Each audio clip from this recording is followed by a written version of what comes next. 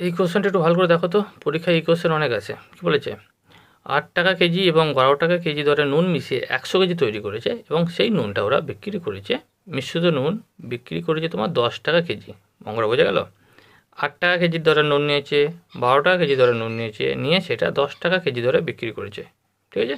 100 KG mixer তৈরি করেছে। এই 100 কেজির মধ্যে কোন নুনটা কত আছে? এইটা করার জন্য খুব সহজভাবে করে দাও, অ্যালিগেশন প্রক্রিয়ায় করো। অ্যালিগেশন করলে কী হবে? এই দেখো, এই 8 টাকা কেজি আর এখানে 12 টাকা কেজি, সেটা বিক্রি করছে কত? 10 টাকা কেজি।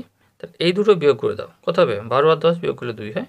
এই দুটো বিয়োগ করে দাও, 8 আর 10 বিয়োগ করলে তোমার 2 হয়। তাহলে অনুপাত কত দাঁড়ালো? 2:2, অর্থাৎ 1:1। ওকে, তাহলে 1:1 অনুপাতে দাঁড়ালো। তার মানে প্রথম মিক্সারটা যত কেজি আছে, দ্বিতীয় মিক্সারটা তত কেজি আছে, 1:1। এবার দেখে নাও, 100 কেজি বলেছে, তাহলে প্রথমটা যদি 50 কেজি থাকে, দ্বিতীয়টা 50 কেজি আছে। কী চাইছে? 2 প্রকার নুন কত কেজি করে মেশানো হয়েছে? তাহলে 50 কেজি করে মেশানো হয়েছে। বুঝলে অঙ্ক?